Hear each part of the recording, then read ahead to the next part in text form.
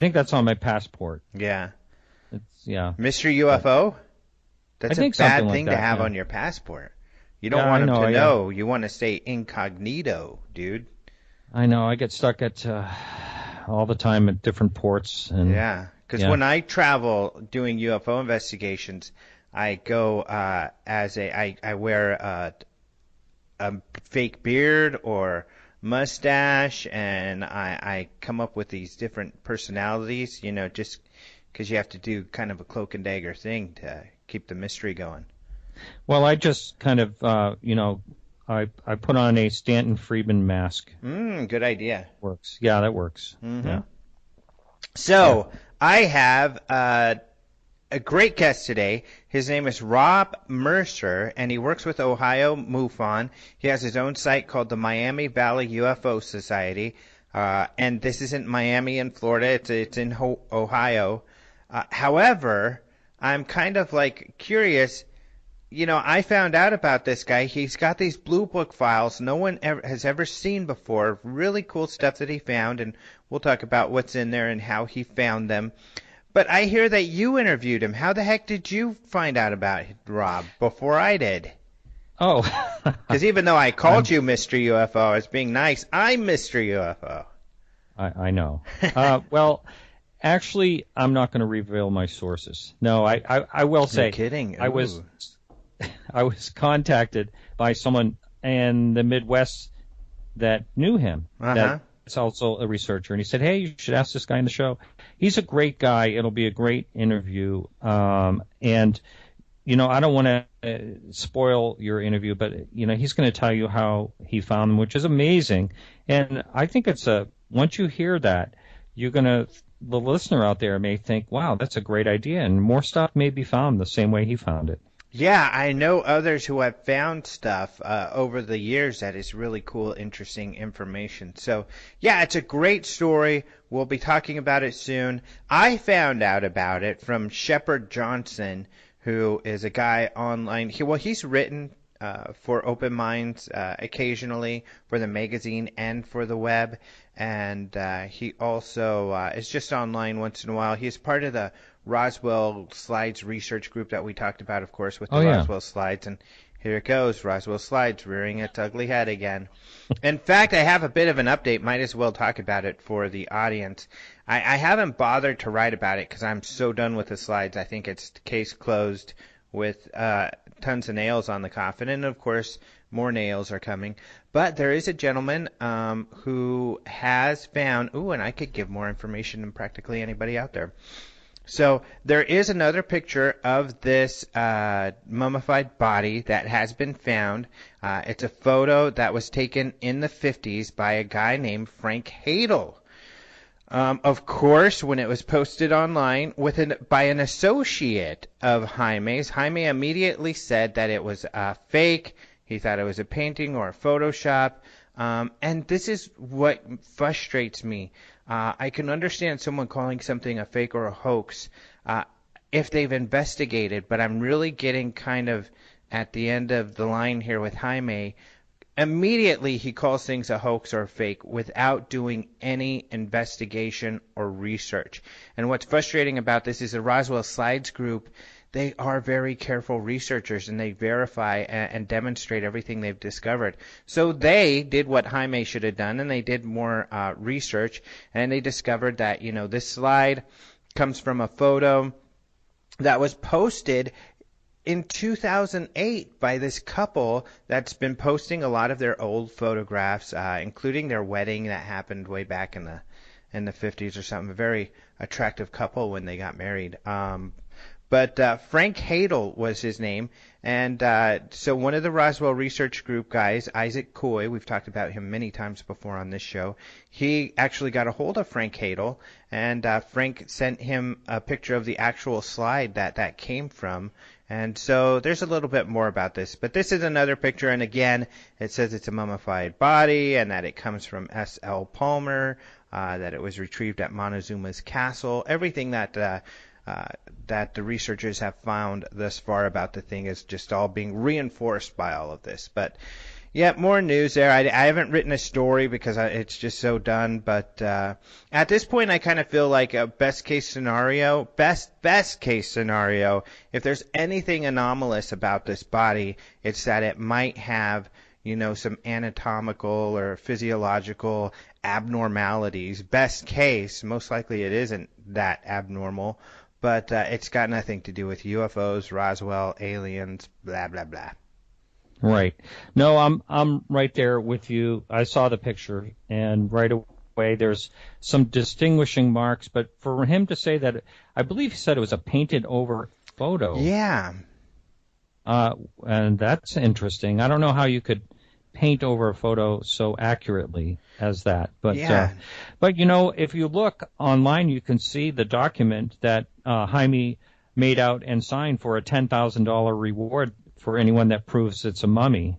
And I don't think he wants to give up that money. Yeah, $10,000 for some kind of proof and then $5,000 for a photo. So this photo should fit that criteria to get the $5,000. So, but of course, it's just so disingenuous and kind of hoaxy yourself. You don't put up a reward if you're not have no intentions of fulfilling it, or at least doing some due diligence to investigate. But right off the bat, he calls it a hoax. Yeah. I would really like to step into the future and see, and look back and see how this whole thing plays out. But I said all along, right from the very beginning, that Jaime's not going to back down, and I'm still feeling the same way. You're probably right. Very frustrating. Yeah. That's how our UK friends. You probably haven't. I like to. We have a lot of UK listeners. Of course, you and I, and I'm sure on your show, podcast UFO, you interview researchers from the UK like Nick Pope. And I love the way they say frustrating. And so often I say frustrating like they say. I like the way they spell, too.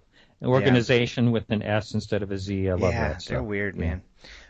So let's get into the news, even though I already got into some news. That wasn't UFO news. That was, anthropological news. But let's get into the UFO news. Martin, why don't you start things up? What do you want to talk about? Well, this is a case where I think that there was an attempt to abduct Nessie. Uh-oh. Yeah, I Nessie's think so. Ours, man. Those aliens need to lay off Nessie. I know. Well, back on April 29th, a gentleman named Alan Betts was vacationing in the Scottish Highlands with his wife, and they took a picture, and in this picture you'll find online, you'll see this picture. It's a great image of, it looks like a double UFO. It's some type of lens issue, but I don't think so because it's at such a distance. And when it's blown up, it's very accurate as far as the distinction of these two vessels side by side of some type of craft or something. And the guy that took the picture is actually rather skeptical about any of this stuff. But anyway, I think it's a great picture. I hope you take a look at it. And I wanted to know, have you looked at it, and what do you think about that? Mm-hmm. I have looked at it. I saw the story last week. I would think it was a UK paper that had written about it. And I guess it's like a company kind of like the AP, Caters News, that sent this out to different news sources. And I thought the picture is really interesting. And then Lee Spiegel wrote about it. I was talking with him about wrote about it on the Huffington Post. I knew he would do more interviews, so I wanted to see what he wrote. And this guy's skeptical. I don't know. It looks like there is rain off in the distance, so I thought maybe it's a couple of raindrops that are reflecting.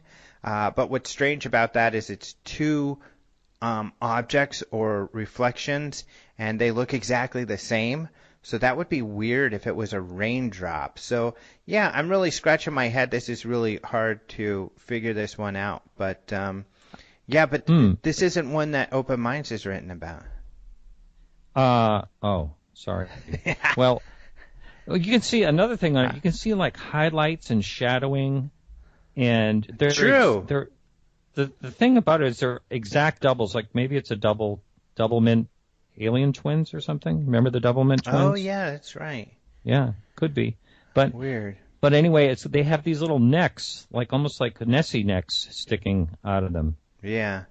Oh, that's true. They kind of have this appendage that seems to come out of it, almost Nessie-like. As a matter of fact, if they were down in the water, they could look like two Nessies. Yeah, you're right. Maybe that's what Nessie is. Maybe Nessie's taking off right there. Maybe Nessie is a UFO. That's what I'm thinking. Yeah, that's interesting. So this is weird. But you're right. It is an interesting picture. We did have it in our headlines last week so people know. And hopefully I'll have a story up about this before this radio show goes online. If not, I'll have one up by tomorrow. So just check back on openminds.tv. But you're right. I agree with you, Martin. I cannot come up with an explanation for this one. So I just gave you undue pressure for writing a story. Yeah. So, I keep busy letting the public know what's going on in this field. The other thing, too, is I haven't seen anybody coming up with a great idea other than a possible reflection. One person said maybe some sort of debris on the lens, which I suppose is possible. I haven't seen anything like this in particular before, but I guess that's possible. But really interesting stuff. It is. No, I don't think that's a good answer anyway. Yeah. Loch Ness is so beautiful too, man. I would really love to visit that place one day. It does seem to rain quite a bit, but yeah, it's beautiful. And I guess it has a castle near the water, and that's what my next story is relating to. Roger Marsh, who is the director of communications for MUFON, of course, writes for Open Minds. And this is a non-MUFON story he wrote for us that's really interesting. And I was near this place because this place is near Cozumel, Mexico. However, we just didn't have the time to get there. And this is the castle ruins at Tulum in Mexico. Really cool ruins that are right on the edge of the beach there. However, there's been a couple UFO sightings there, and most recently, someone posted a video. Again, it's possible that what this person posted is some sort of lens reflection of the sun, but the video is really weird, and I haven't seen a reflection like it. You see kind of this white object in the middle. It kind of splits into two, and everything happens in a split second. So it's a really interesting video. Then Roger posted a second video to show that this area has they've had UFO sightings there before, and he posted one from July 2013 of something strange in the air. So a couple really interesting videos. I'm not sure if you got a chance to look at those. I have to say that I did not. I'm sorry. Mm-hmm. I've been just absolutely swamped. So, sorry about that. So, You're not going to give me my pink slip, are you? No. And now that's the cool thing about this. We don't always have looked at the. We don't always know what we're going to talk about. That's right. I have absolutely no idea today. Yeah, so it's fun that way. But another story that Roger wrote, which is a MUFON story, is this is a neat one. You probably haven't heard of this one either, which is fine. I'm going to tell you about it, and you can get really excited and tell me how excited you are about it in just a minute or not. But this is kind of neat, and I don't know, are you into ghost hunting at all? Well, let's just put it this way. I had an unexplainable experience. I'm not going to call it ghost, but wow, it really has fascinated me to wonder what the heck it was. Mm-hmm. How long ago did this take place, and are you willing to share that experience? I'd say about 12 years ago. Mm-hmm. You really want me to share that on? Yeah, that would be really cool. You really do? Yeah, okay. I do. Oh, wow. Well, I've never done this in a public venue, but I've been in the antiques and fine arts business forever. And it was a slow winter one year, and I was, taking antiques out of a house for an auction. And I told the lawyer, I said, hey, if you need someone to clean it out, It's a slow time for me. I'll get my crew over here and we'll clean it out, throw everything away that, is non-saleable. So he said, yeah, that's fine. So I went upstairs into a room, and I had to pull the door open across the carpet. It was really the carpet had been put in, and they didn't trim the bottom of the door. So I had to yank the door just to get it open. So, and all the windows were closed in the room and everything. So I put, the stuff out of the closet into a garbage bag, and I carried the garbage bag out into the hallway to set it down. And when I did, the closet door slammed shut. I mean, it slammed hard. And I went back in. I'm looking at the windows, they're closed. And then I pulled on the door, and I realized that it couldn't have happened. What happened just couldn't have happened. And then there was a broom on the stairs, and it went down the stairs, and the front door slammed. I went down the stairs, and the broom was leaning up against the door. And things like this were happening in the house. It was the thing that was really weird. It wasn't an old house. It was like 1940s or something. You think of all these old houses I've been in. And then the last thing is I went to pick up something, a basket in the garage. It was the last item, and the guy that was working for me started teasing me when I was telling him what was happening and, making ghost noises and all that. So he left, and there was only one item to throw into the garbage trailer that was there, and it was a basket in the middle of the floor. And I went to pick it up, and it was stuck on the floor. So I pulled it really hard, and it broke in half of it staying on the floor, half of it in my hand. And then I walked over, and I tapped the bottom half of it with my toes, my shoe, and it moved. It wasn't even stuck to anything. Wow. I mean, I don't understand what was happening, but I got the hell out of there. That is really weird. That's some weird stuff. And yeah. I was excited to ask you about this because I know you're in the antique business and you've done this sort of thing. So how strange. It's really weird. The reason I asked, thank you so much for sharing that story. I think that's really interesting. I'm very fascinated by ghost stuff, and I have done ghost hunts before. Unfortunately, I've never seen anything, and I put myself I'll go somewhere in the dark that's supposed to be, where all this craziness happens, and I get kind of fearless because at some point when you start looking for something and you don't see something, then you're kind of you want to put yourself in those situations. So I haven't had any of my own experiences. But this is kind of a neat story that was posted by Roger March. It's a MUFON UFO story. And what happened is it was almost 1 a.m.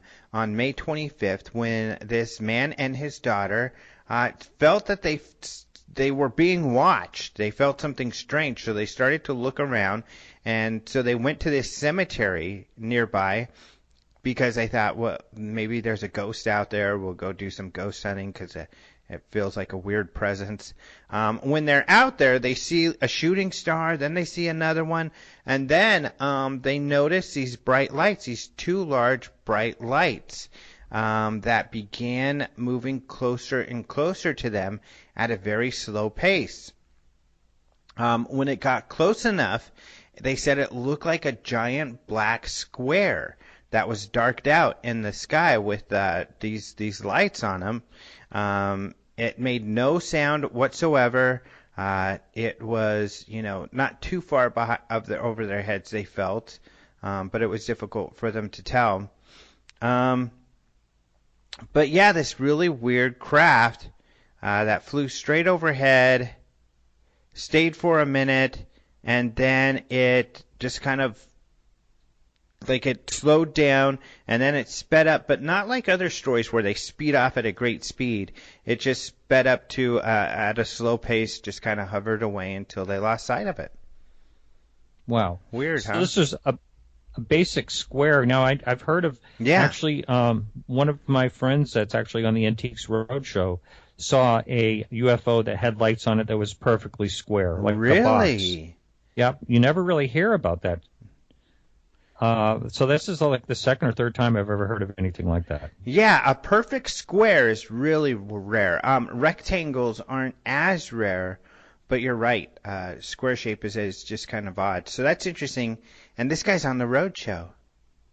He's on the Antiques Roadshow. He won't give, he said I could never use his name, but it was quite an amazing sighting because the thing burst into 5 lights and was and was chased by a jet. He saw the whole thing with a bunch of college buddies. Wow.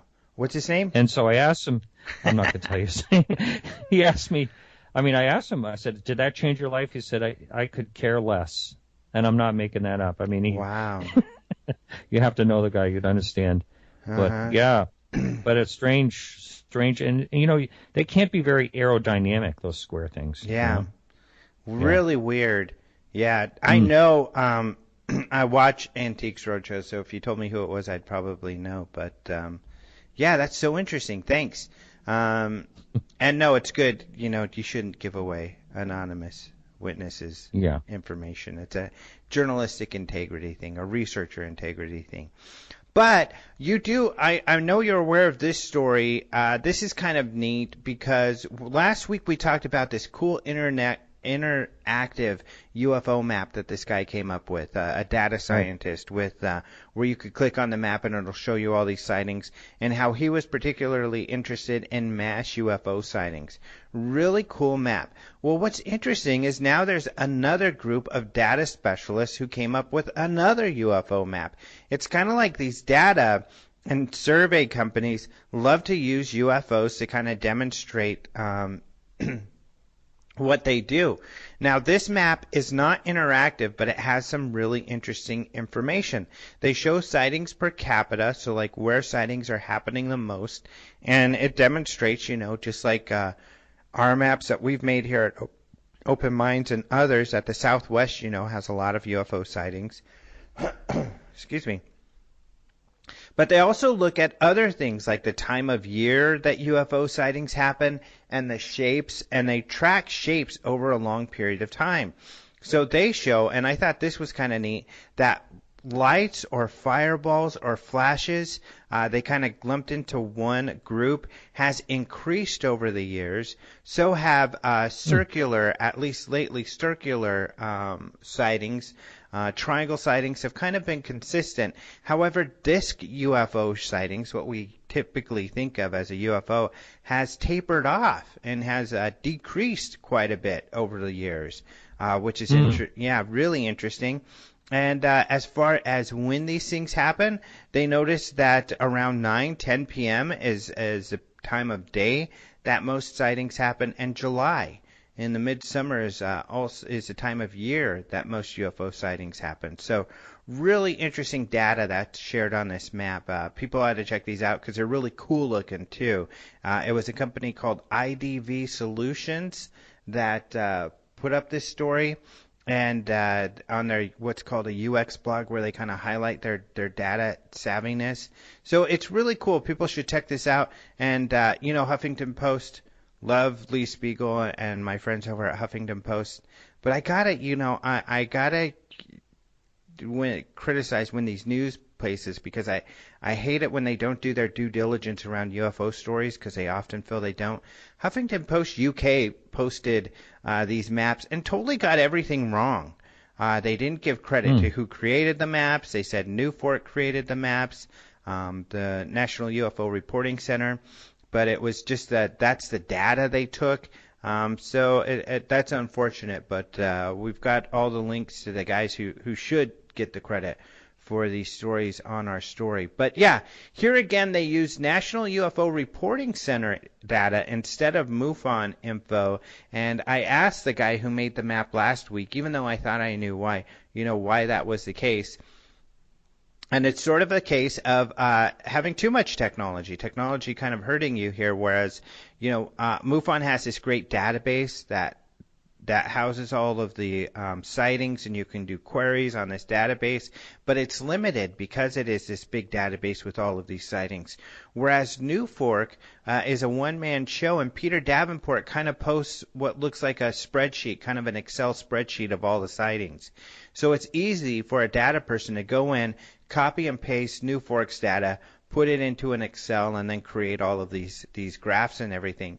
Whereas you can't go and do a query of all the sightings from MUFON yet, so that you could do the same thing with their data. So, in fact, when I do my maps, I have to save the data from the monthly reports that come out in order to put together the maps that I usually do at the beginning of the year. But really cool maps. So that's why they're using New Fork data, if people were wondering, and not MUFON. But MUFON is working on their database to make it more friendly for the media who are trying to put together these sort of things. But really cool stuff. Did you see the latest map? Yes, I've looked it over, and one of the objects is unknown, changing. I thought that was interesting, like a changing object, because you do hear that every now and then.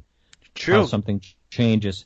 And yeah, it's kind of sad the beloved Lost in Space disc, the flying saucer we're all familiar with from way back, is really kind of fading out to newer models, perhaps. I'm not really sure, but you hear about triangles more often now, as far as just in general conversation.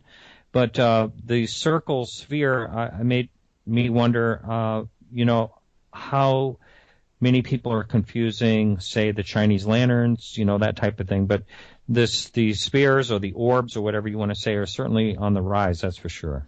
I think I agree with you 100% that Chinese lanterns, satellites, this data goes back to 1905. So as, the prevalence of Chinese lanterns and satellites and things like this has increased, I think that's probably one of the reasons those sort of sightings have increased.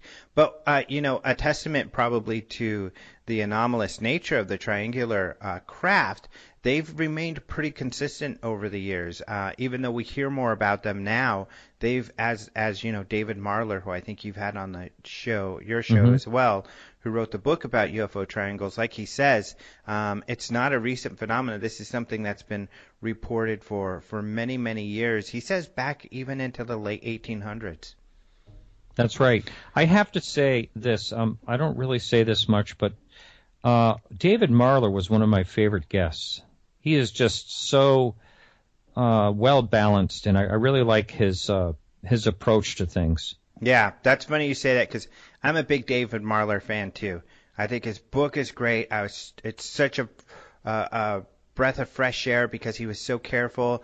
He's so fact-based. Right. No bias, just research to put this together to kind of figure out what's going on here. And yeah, I agree. David Marler is great. He is the triangle UFO guy to me. He's the authority. I agree. All right. Well, that's all the news I wanted to cover. Was there anything else you wanted to mention? No, I'm pretty much newsed out there. Yep, this that's week. a lot of news. It is. Yeah. Well, thanks so much for joining us again on the news, Martin. Of course, Martin's got Podcast UFO you can check out on a weekly basis as well. So until then, we will talk to you next week, Martin. You bet, and I want to thank you. I'm getting a lot of your listeners are coming over and listening to my show. Stealing my listeners. I am. Yeah. No, that's great because it's fun because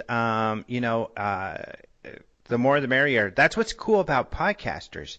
It's people who listen to podcasts usually at work and they have hours to fill, so they've got capacity to listen to many podcasts. So if you're going to listen to another podcast other than ours, you got to listen to Martin's, is what I say.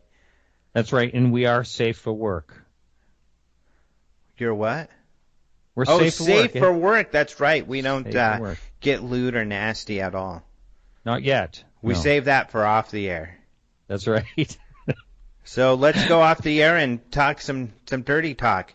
All right. All right. Okay, sounds good. But first, let me introduce our interview. Let's go ahead and talk with Rob Mercer. I am very happy to have with me Rob Mercer. Hello. How you doing? Doing pretty well. So, among other things you do, you're with MUFON out there? Yep, I'm a state section director and field investigator.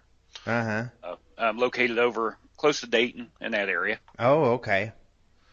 Exciting. That's what makes this, the location so important. So let's get into this. Actually, first, before we get into the Blue Book files and everything, I would like to talk about your background and what got you interested in this field. Okay. Well, I had an uncle when I was younger. He had a sighting. Saw a light following him home from work one night and had told me about it. But anyway, he came out to the house and got me. And, I was about 7 years old, and he just got me into it. Mm-hmm. And as long as he was alive, me and him That's all we talked about. Watched all the shows. Always watching the sky, stargazing. He had a telescope. Always bringing it out to my house. Mm-hmm. Things like that. So, and I've just kind of kept on going with it. And eventually you became a MUFON field investigator. I did about 2.5 years ago. Mm-hmm. As my daughter started getting older and wanting to do her own thing, I just needed a hobby more than just reading about it. So I was listening to, I believe it was Coast to Coast one night, and they had somebody on there saying that they could always use field investigators. So I looked into it and got the manual and took the test, and it's very informative, and I've been having fun with it ever since.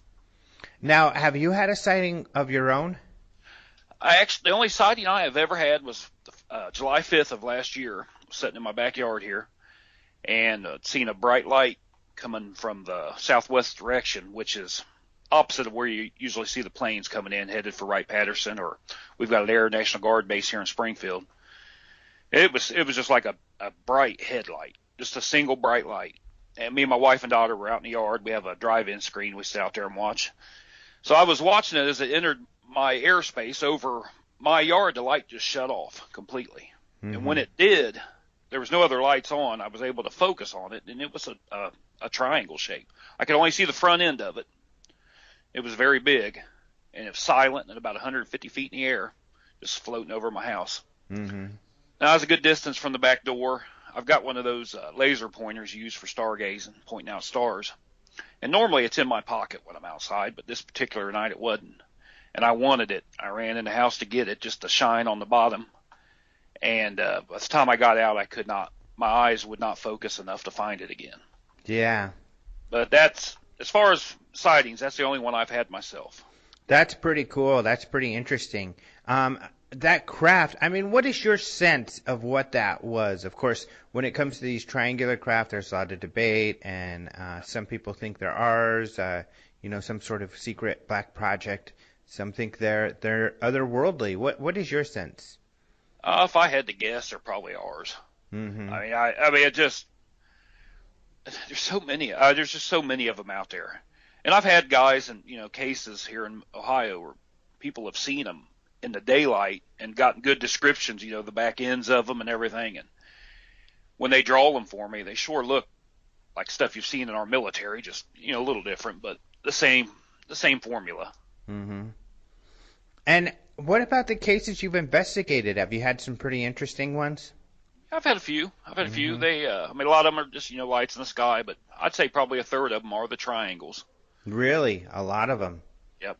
And I had an interesting one here a little northeast of my area last summer, up in Champaign County. A gentleman had seen a hexagon shape land in the middle. He lived out in the middle of nowhere, in all farmland.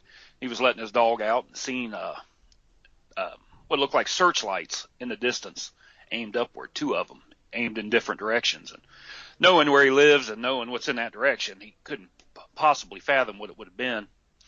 And it was, late at night, around midnight, he got in his car and decided to drive down there just to look at it. As he got there, they disappeared.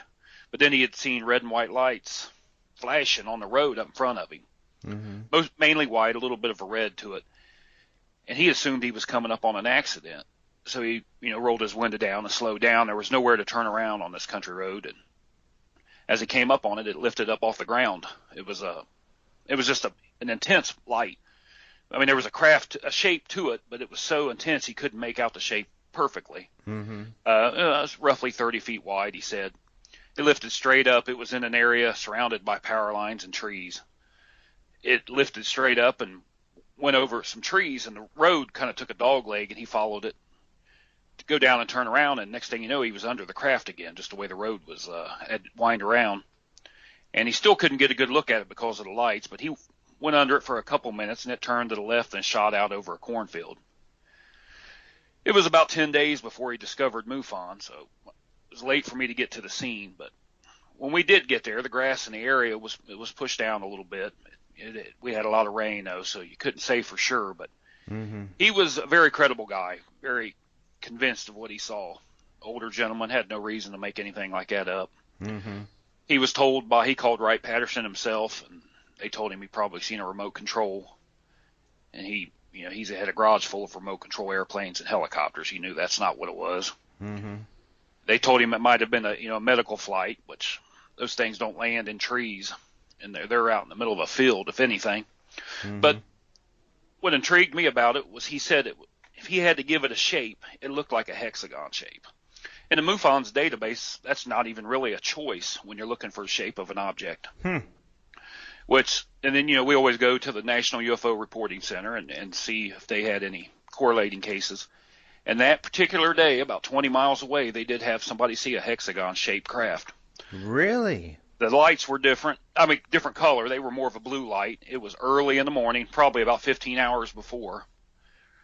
But a guy had seen one, followed it for about 20 minutes down the highway. It was over him, he said. Mm-hmm. Of course, on there you can't really do anything. They just report it. They don't investigate it. But it kind of matched up. I just thought that was odd, that shape. Two people had seen that shape in the same day. I found it interesting. Yeah. What's really interesting, too, is at least, I'm thinking back when I used to do MUFON field investigations, and to get your sense of this, it reminds me of the very credible cases that I felt, I investigated, but often they're anecdotal. And that's, I guess, what's frustrating about this field is so much of the best stuff is purely anecdotal. It is. I mean, sometimes the witnesses, they don't always like your classification comes up as what they seen, but it can be tough, especially in this day of drones and everything too. Mm-hmm. It's hard to pick them out. But that leads to why I started my little website over here group. When I would go into the National UFO Reporting Center and look for, in MUFON, look for correlating. I live in Springfield, Ohio, and I was never getting cases from my area. And we've got a population of about 70,000 here. You'd think you'd get some, and I'd always see them on the National UFO Reporting Center. So I just kind of started that Miami Valley UFO. It's Miami Valley's this general area of Ohio. Miami River Valley passes through here, just to give it a local name that maybe somebody might catch on to and start giving reports. Now, if you go to my site and report, it takes you to MUFON. Mm-hmm. I'm busy enough with MUFON. I don't want any other things like that to deal with. But it's just trying to get people to report them over here in my area. Uh-huh. And even still, in 2.5 years, I've only had 3 from this town, which seems odd. Because I've done a little bit of searching in the Blue Book files as far as Ohio sightings. And in the whole 21 years of Blue Book in Ohio, there was, I think, 1,104, I'm estimating here, sightings reported. And roughly 700 of them were from the Dayton area. Out of all, so, it used to get a lot of them, but back in the 60s, mainly in the 60s. Yeah, interesting. Well, and it's a very big deal, especially relating to Project Blue Book, that you're in the near Dayton, Ohio, and maybe you could tell us why for people who aren't aware. Yeah, Blue Book was operated out of Wright-Pat here for 1947 to 69, late 69, and I'm a plumber by trade. And for years, I worked over in Dayton for about 15 years, going in people's houses, working. And I would always see, people have collections. It's surprised how many people were into the subject. And I'd talk to them here and there. That got me to for years, I've always looked on Craigslist for UFO stuff. Every few days, I'd type it in if I'm thinking about it. Never find anything. Even then, I was just expecting to find, Grandpa's UFO books that somebody was going to throw out, things like that. But on one particular day, it was September in 2013, I was up late watching the news, and I decided it had been a few days, I ought to check it. An ad popped up that said that a gentleman was selling Blue Book files that belonged to a captain at Project Blue Book. He had found it under a box of pile of lumber in a box at a garage sale. So I was pretty excited. It was one of them spit out your drink moments when I saw that. So I, first thing you think that's too good to be true. So you're kind of looking for news stories of people getting taken by things like that. Mm-hmm. I didn't see anything. I sent him a message. It was pretty late at night, asked him if he still had them, and I had a hard time going to sleep because something like that gets you a little bit excited. I would have the exact same reaction. I would be, I understand. I'd be very excited. Yeah, well, I was. So I got up, worked the next day, and he finally texted me about noon the next day and said he still had them. Nobody had showed any interest in them. He had just had them on there for a day. So I talked him into holding them for me till I got off of work that afternoon and drove down there. He lived on the south end of Dayton, more or less. And the ad is what he said is he told me the story. It matched the ad where he got it. So I went ahead and purchased it from him. It was just a single box. It had case listings of all the cases from 47 to 69. Nothing redacted in them. There was miscellaneous files and folders. A clip from Moline, Illinois in 1967, I believe it was, the Officer Fisher case. A bunch of slides. And just a bunch of like press releases, documents, interoffice memos, that kind of thing. So as soon as I got in my car, I made sure I screenshot on my phone that ad, mainly to cover myself in case they had been gotten illegally. And that was it. I drove on home, excited as heck, and instantly got into looking into them. And he, like I said, he had bought, it was an auction. He had bought a pile of lumber, and that was in the pile of lumber. He said. How weird. I know. So I got in there and got to looking at the names inside of it. And then one name in particular came up, and it was a lieutenant that worked there. He was on a lot of the documents. They were late 60s. Most of them. There was stuff all the way back to the 40s, but most of them were late 60s. So I started with his name, trying to find out where he lived, and back in the up until 2000. Well, he still lived in Fairborn area, Dayton, Fairborn. That's where Wright-Pat's at. And he had moved here and there, but he had sold a house early in the 2000s. It had changed names, and they had moved. Well, I got to looking at that particular house that he had sold, and there was an auction there a few months before that point. So, it was kind of fitting together. I was hoping I was on the right track. So I drove down there. It's about a 20-minute drive for me down there, and found that house, and it was actually a 2-story garage. Well, the garage, an attic upstairs. That's a good place for things to get lost over time. So I was pretty convinced I had the right guy. Was on the right path. So then it came, before I really wanted to, I called some of my friends from MUFON, and they came over, a couple local guys here. And we spent about 8 hours on that Saturday looking through them, trying to figure out what they were.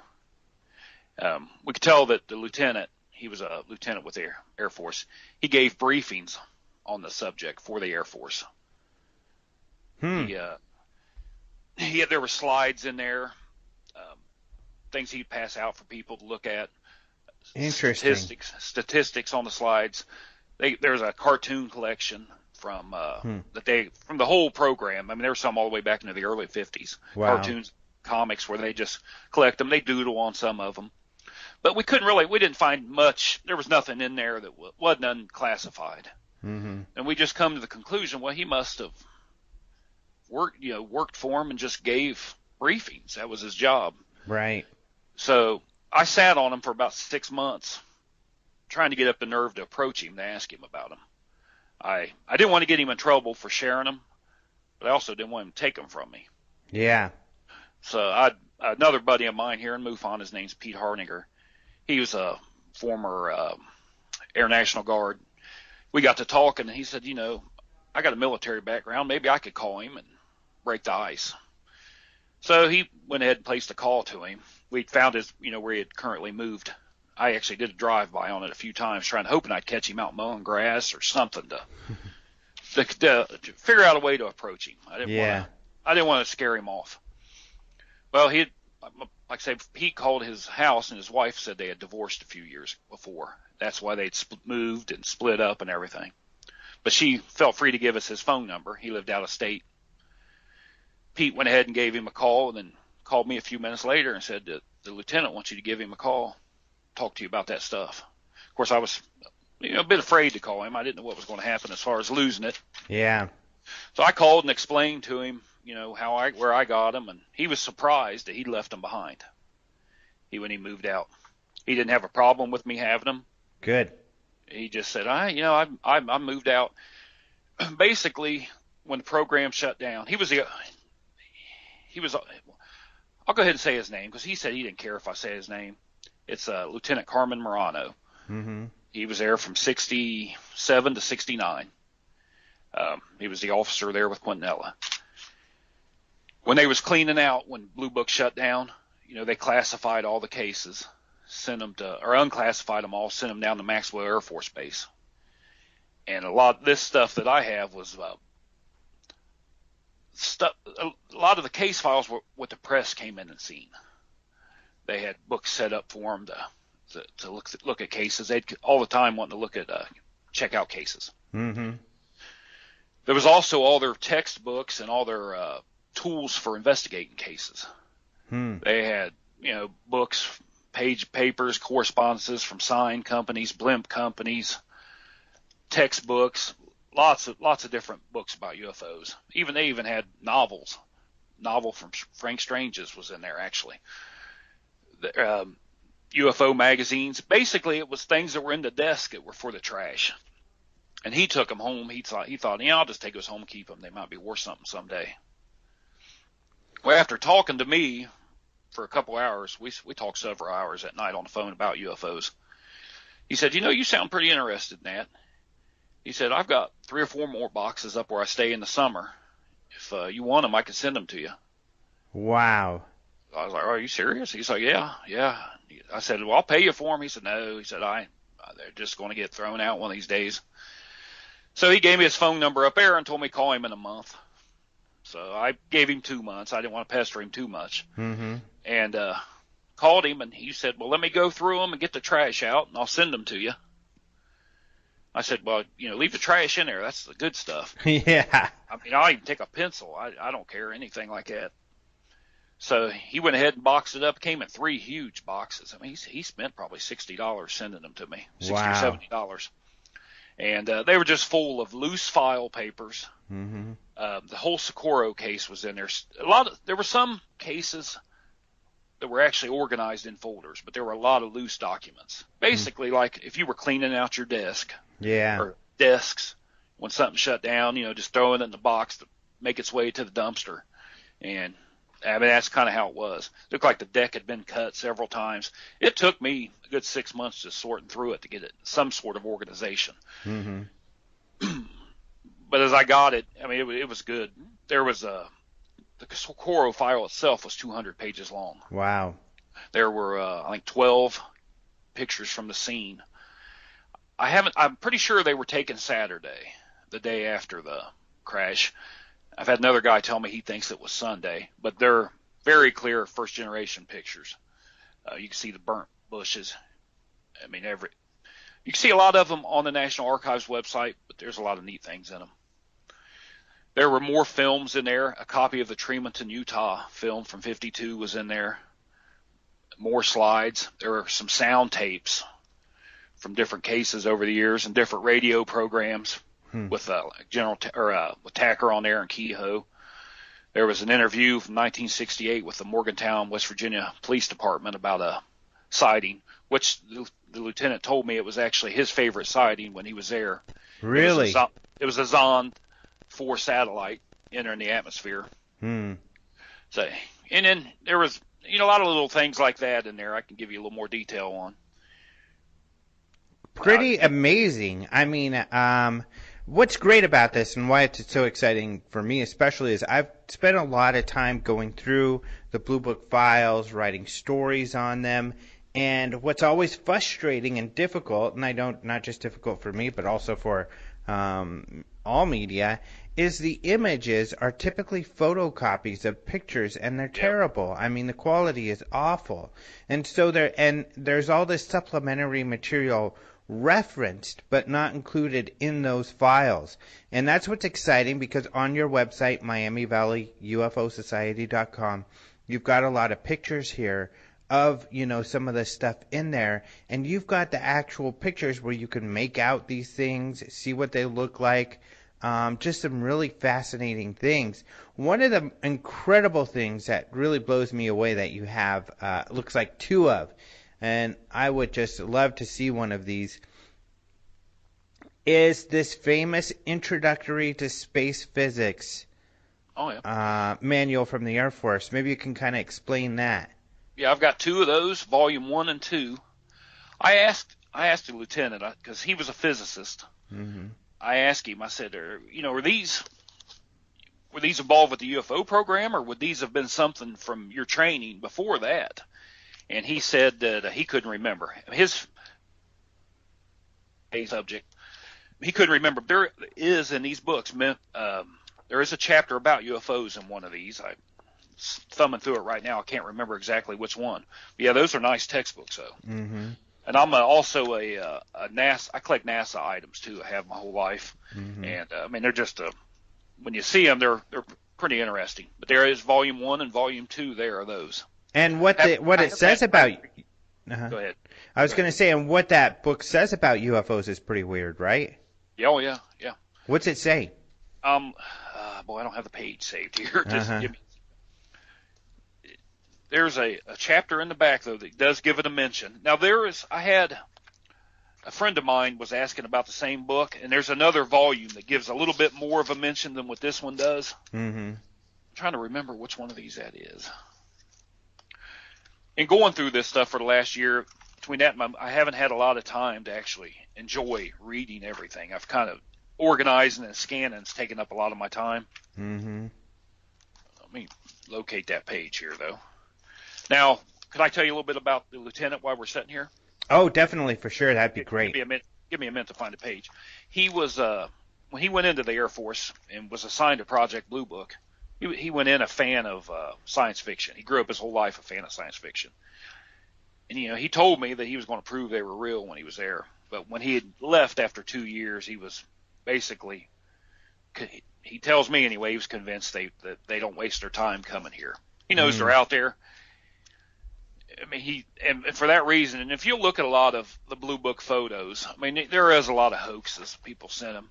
Mm-hmm. And with the short staff that they had, and you was an investigator at one time, you know how much work goes into it, and the amount of cases they had, you could see where a person would get burnt out on the subject.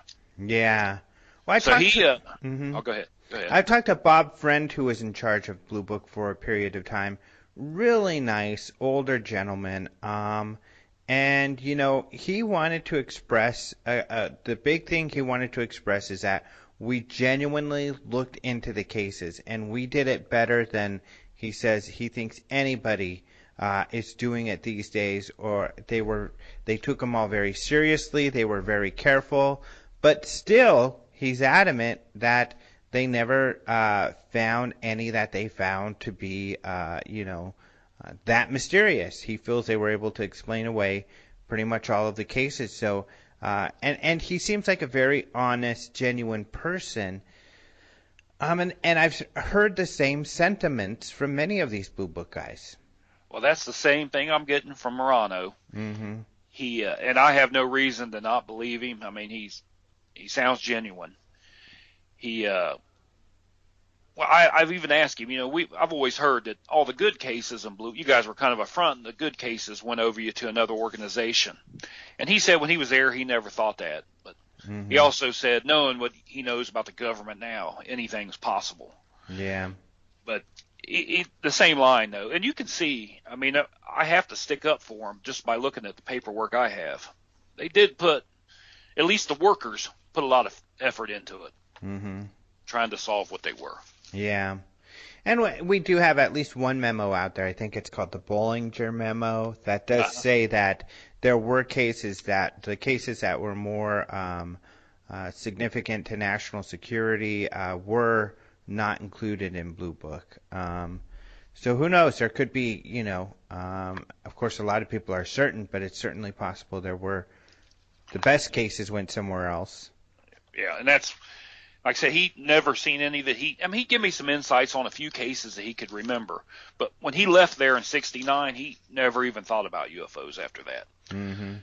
And I've tried to get him to get back into the subject a little bit. Like, he likes hearing about some of my MUFON cases, mm-hmm. the newer stuff. Man, interesting. I don't give him details, but we just talk about them a little bit. And He's actually, even though he never went out on the scene when he was in Blue Book, he was stuck at the office all the time. Even if he wanted to, they wouldn't let him go out, he told me. He would take and he would tell me about investigation, what I should look for when I go out, different things like that. So it's kind of been interesting from a historic aspect. Just, I'm a history buff too, and just talking to somebody like that was in the field so long ago. Mm-hmm. It's very interesting. Now, I found the page on that in this book. It was actually chapter 24 here. And it's just one page about unidentified flying objects. And it references several books. It says, you want me to read it to you? Sure. Okay, it says, throughout this book, the authors have tried to present a basic picture of environment of space.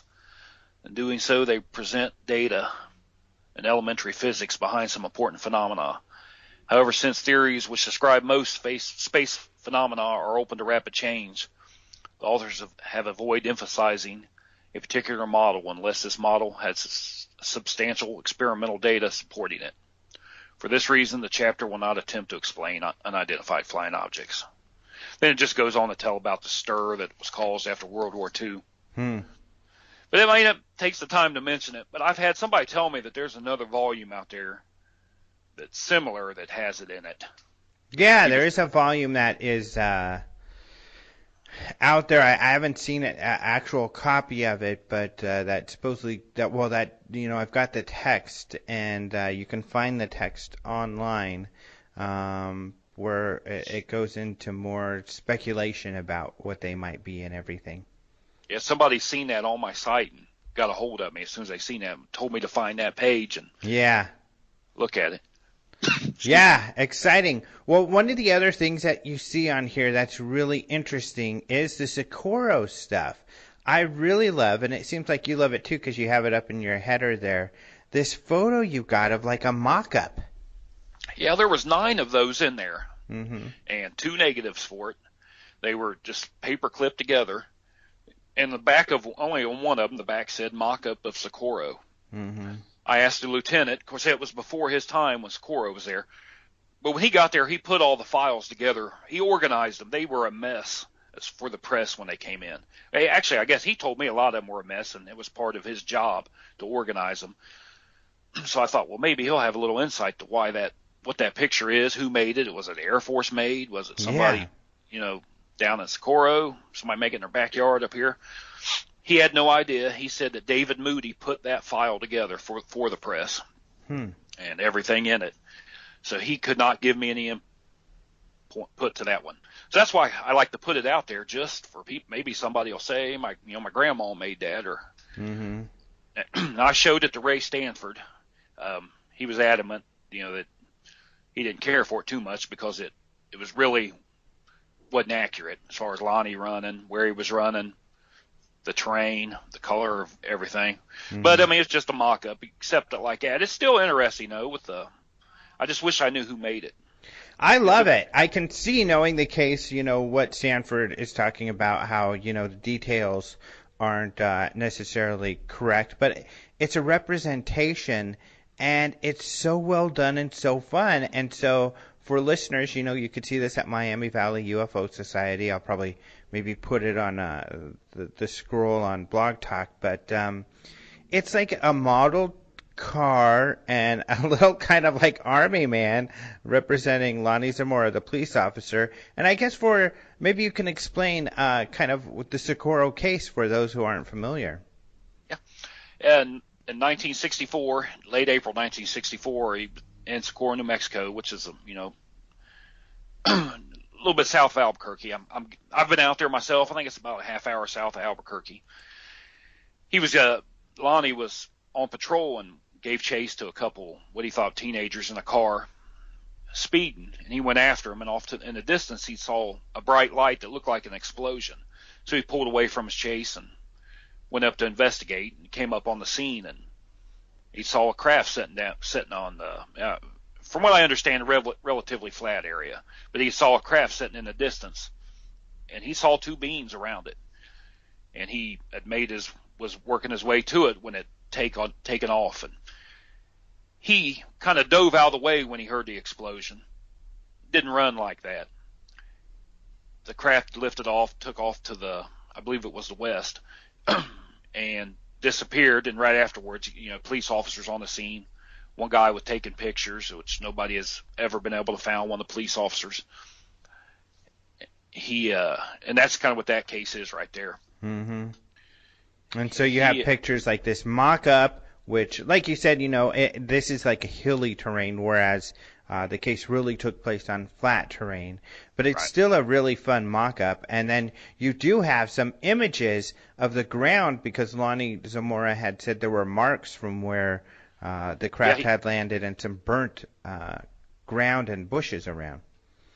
Yeah, and I found these images can be found online and in the National Archives. They're not as good a quality as the ones I have. Yeah. But they have, if you look at them, you can see the burn marks on the bushes. I'm not sure what all I have on there, but I do have some that show the burn marks. And I put a video together that's on there. I made a video to accompany this stuff to show. I take these around the libraries and show people from time to time. And I wanted to make a video for people that didn't know anything about Blue Book, to kind of show them what it was all about.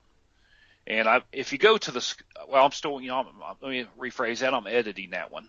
I found some information that I want to put in my video. I haven't got it finished changed yet. But I've got, like I say, 12 pictures from the scene from that day that are very clear.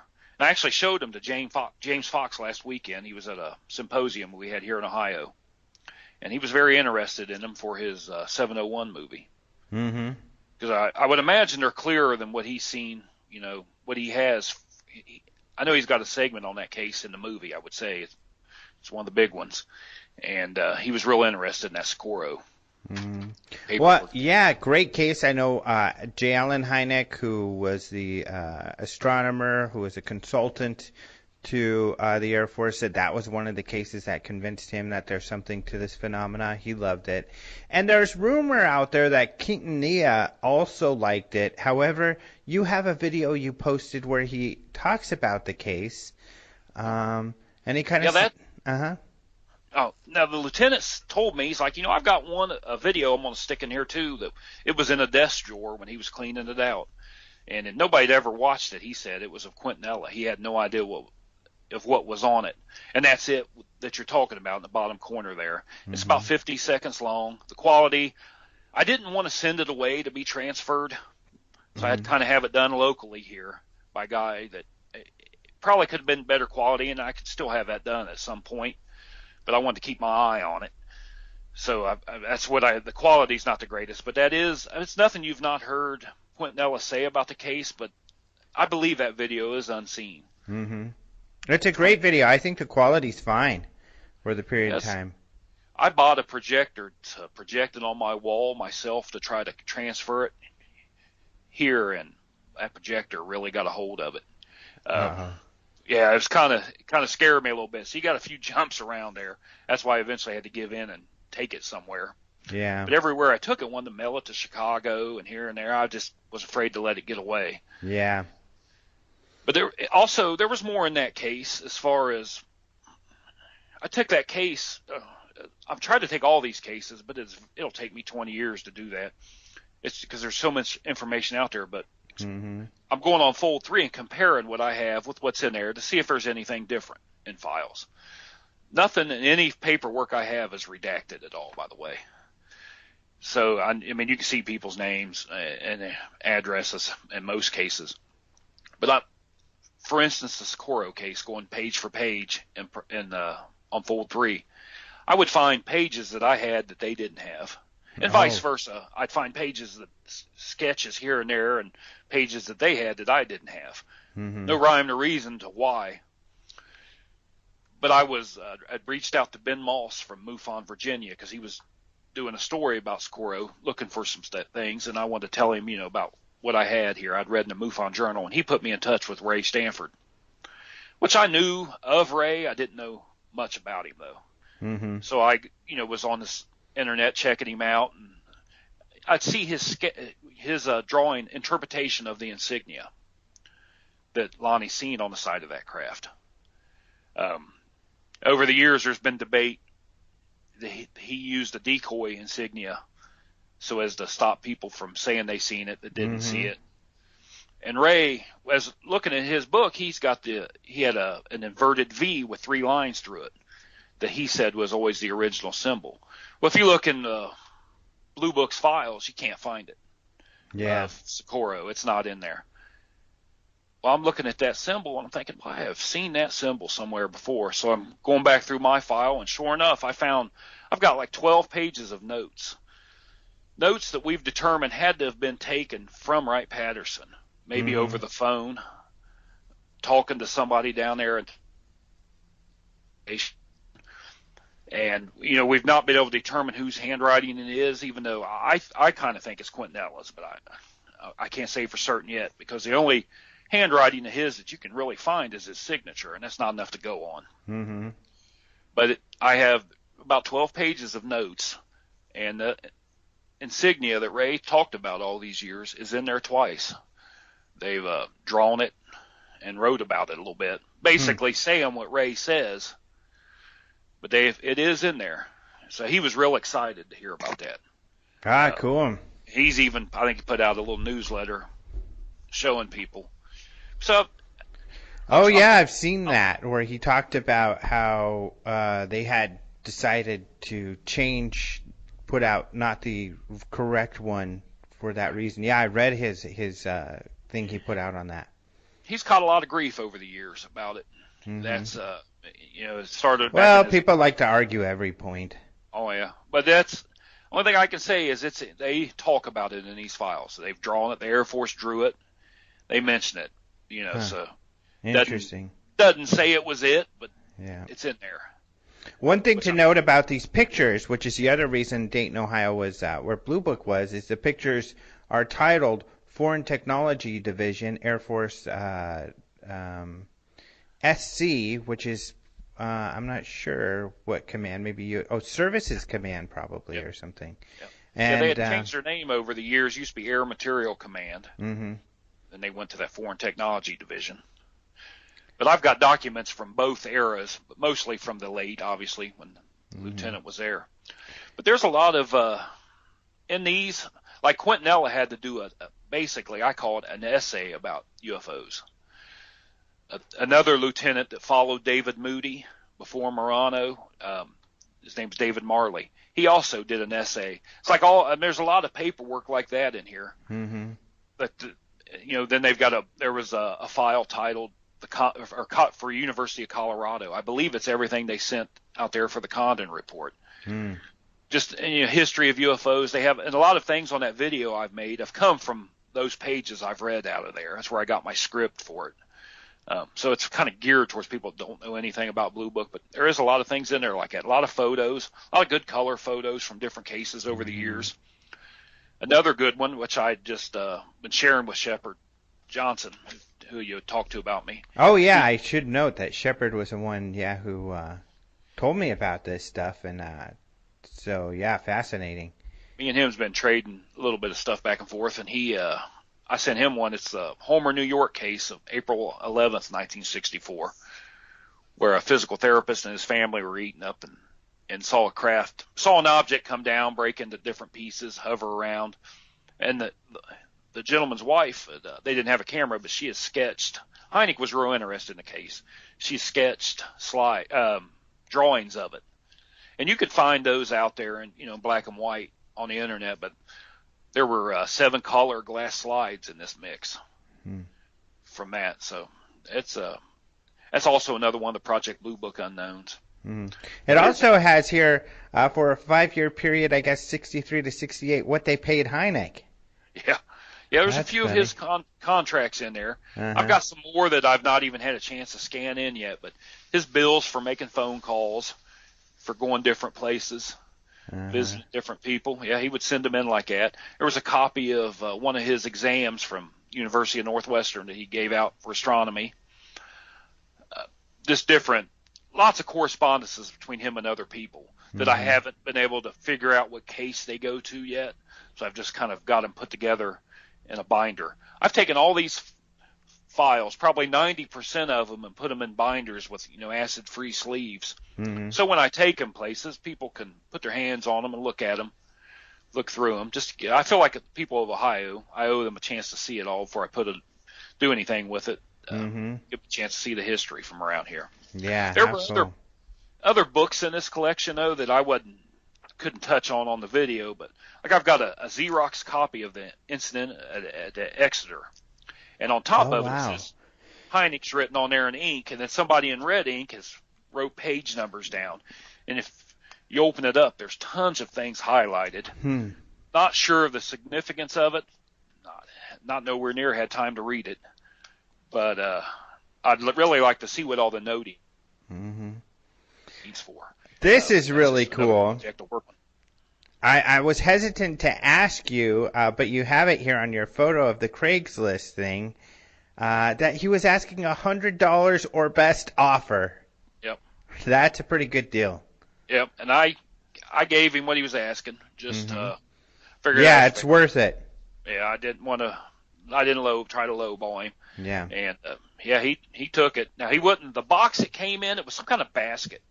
When I say a box, it was some kind of basket. He wouldn't give me that. He said his wife wanted to keep it. But the minute I left his house, and like I said, I screenshot that. Then I came home. I wanted to get a nice color picture of the screenshot on my computer. By the time I got home, he had pulled that ad quick, or I would have had that on there. But I'm working on putting a picture of the garage on there where I found it and all that. If I haven't already, I've got things like that. Better display I'm working on. But they had some other books that they had, a lot of scientific military books in here, put out by the Air Force. Like I'm looking at one here called A Scientific Explanation for Flying Saucers by Donald Roby. A new theory on origins of comets. Lots of things on fireballs. It's funny how many UFO books they had. Now I don't know if you're familiar with an author named Chris Lambright out of Texas. Yeah. He wrote a decent book. Me and him was exchanging information, and he was telling me of an article in the True Story on Flying Saucers about Blue Book. And as he was telling me about it, I got to thinking, there was magazines in one of them boxes too, and that was one of them, that particular article. And as I looked through that article, it's from it's volume number 1 of True Story on Flying Saucers. Just about every picture in it is in the box I have, the stuff I have here. So I believe this magazine came and looked through all this stuff, and that's where they put their book together back in the 60s, late 60s. But yeah, they had quite a bit of things in here, films and everything. And I've had everything transferred digitally. Moline, I've got a lot of them you can't really tell what they are. There's no other information to go with them. Now, the UFO video that you had in there, or I guess it was film. Yeah. And you got that transferred. Yes, I did. This is 1952, so the quality was terrible. And actually, the Tremonton, that's the Officer Newhouse film from 52 out in Utah, you can go online and watch it. It's better online. I mean, better quality. Even the movie, the UFO movie from 56 with Albert Chop is, you can see it good in that movie also. But yeah, this was it. And when I got it, I had hopes. When Newhouse was interviewed, the officer that had sent it to the Air Force, when he got it back, he said 20 feet were missing off the film. Of course, I was excited about that. I went out and, like I said, bought a projector also. This is a 16 millimeter here. Bought a projector, but you couldn't take your eye off the projector to watch the film to see if there was anything different because it would eat it up. I also had to have it. I had to take it to have it transferred, and it's just in very bad quality. I need to see about having somebody restore it. Yeah. To be able to tell if there's anything that may have been cut off on this one. This one may have what he said was missing from the other one. I'm leaning towards no. I don't have a definite answer on that yet. So it's ongoing research in this stuff. Yeah. So looking at what you see there, I'm sure, because Blue Book was similar to MUFON in that they took reports. So probably a lot of their reports were anecdotal. I mean, the videos and pictures, they must have explained away have you seen some pictures in there that make you second guess their conclusion? Nothing. I haven't seen anything yet. I mean, there's a few things that they say were planets and stars. They're little dots. I mean, but there's no way to how you can tell. I don't know without more information on them. I have a lot of pictures with no cases that go with them. Yeah. They may have the case number written on them, or the case, not a case number, but a case name. So I'm so busy with MUFON, I don't have enough time to put in a time I'd love to do on that. Mm-hmm. So, when I first got it, I started taking some celestial. Oh, go ahead. Oh, I was going to say, so the material is really exciting for those of us interested in the history of Blue Book, but I guess you probably, unfortunately, won't be able to find like a great anomalous case in there. Not that I found yet. Like I said, I'm reaching out and getting people to help me look through things. Yeah. That's why Shepard, he's going to look at one for me. And maybe, with help, we can discover some things like that. I've had different people in ufology contact me. I've talked to Jan Aldrich. He's seen my stuff, and, we've exchanged a little information. David Marler out in New Mexico. Ray, we talk about it.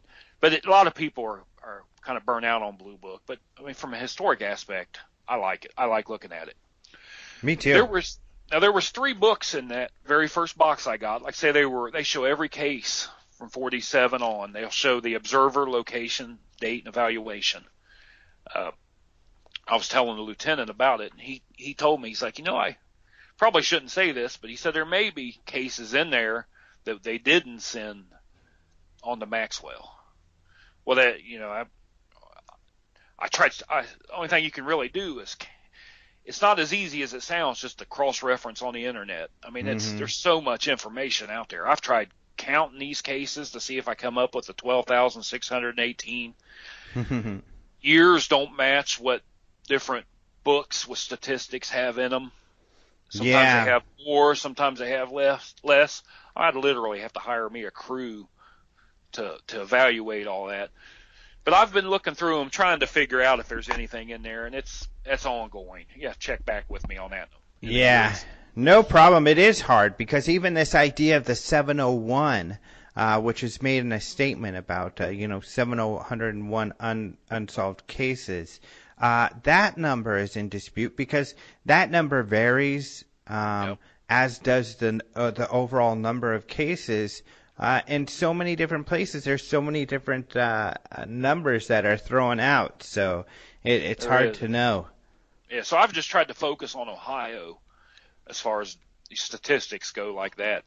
And I know we had 22 unknowns here in Ohio. Mm-hmm. Out of, I'm thinking the number was, I've got it written down somewhere, 1,100 and some odd cases that were in Ohio. 22 were unknown. 1,124 cases out of 12,700 or 618. Yeah.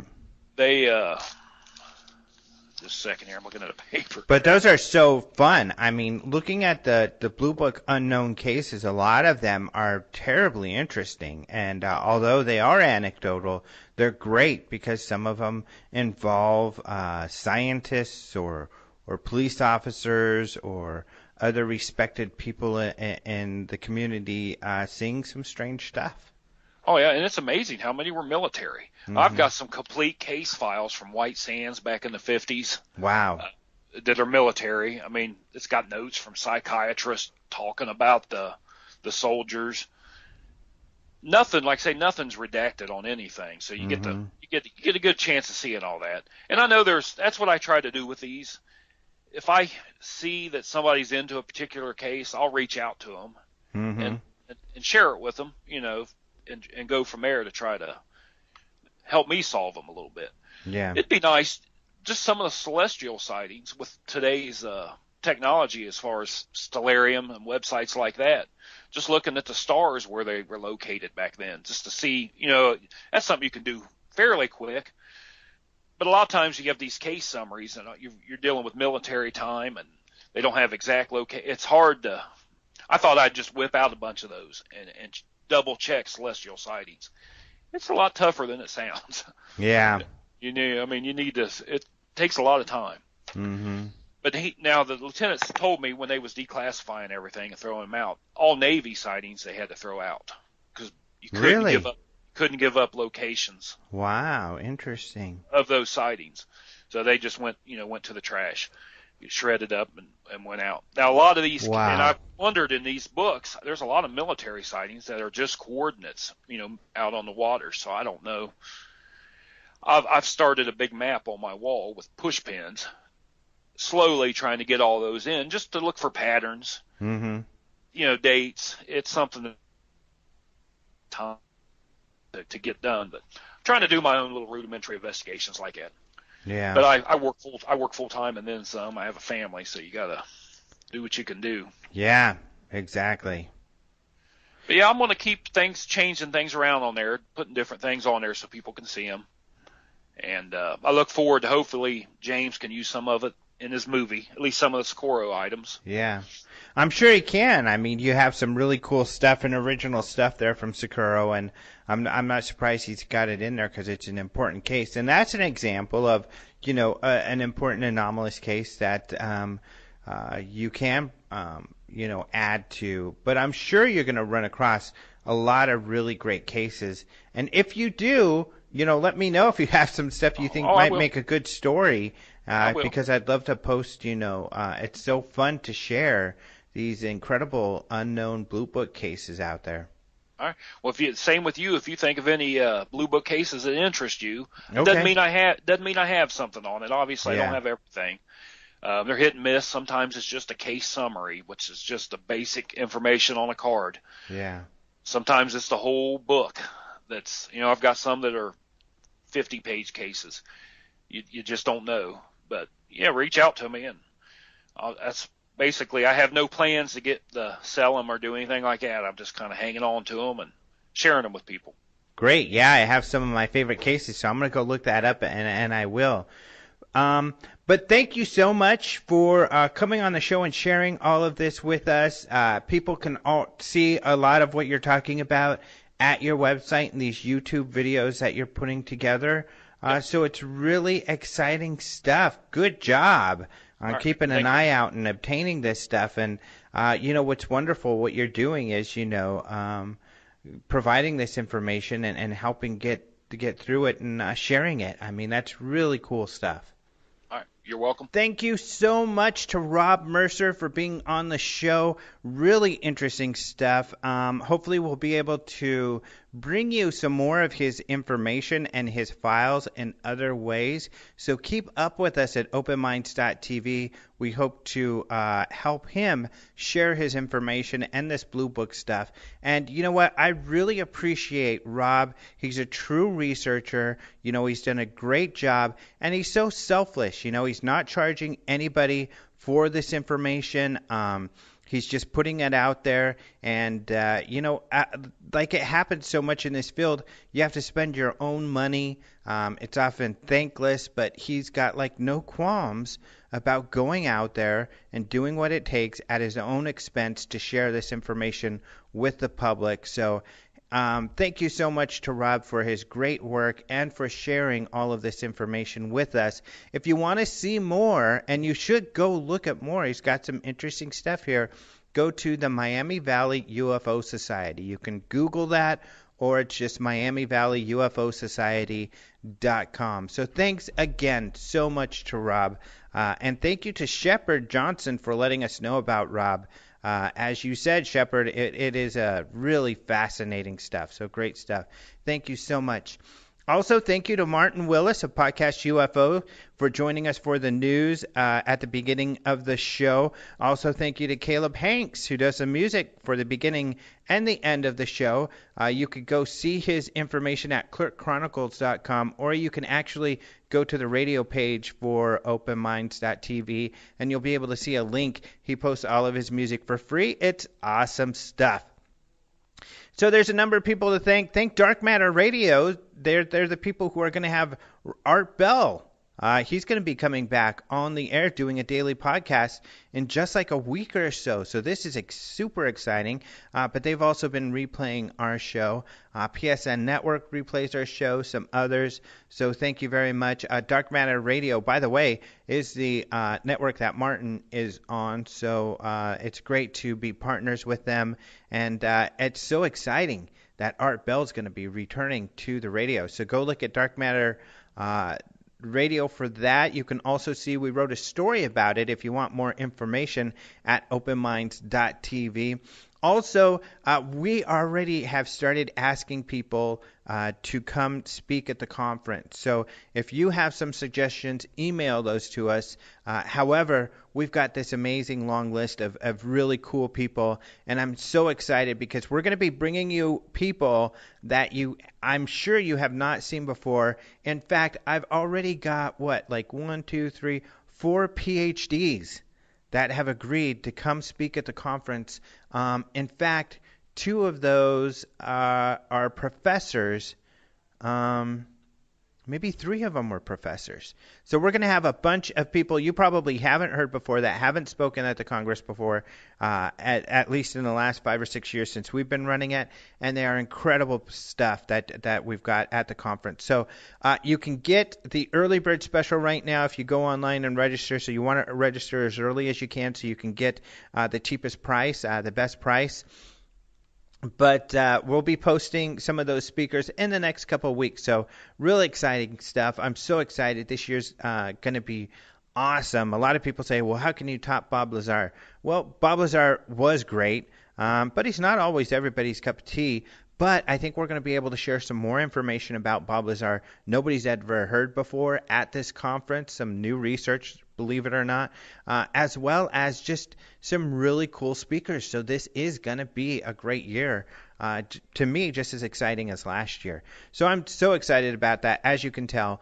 Don't forget to check out the UFO portal. So we have an on-demand video site where you can get the lectures from last year, from previous years, including Bob Lazar and George Knapp, talking about Area 51 and everything. So check that out at openminds.tv, and check out our Open Minds UFO report. So a lot of the news stories that we talk about here, we do it in a video fashion so you can see some of these videos and pictures that we've been referring to. What's really cool about this is we also interviewed MUFON Utah's state director, Erica Lukes, about these white orb UFOs, because they've been getting a lot of these UFOs out in Utah as well. So go check out our YouTube and check out this video and our interview with Erica. We'll have to have her on the podcast soon as well. But thank you all so much for listening, and we will talk to you next week. Adios, muchachos.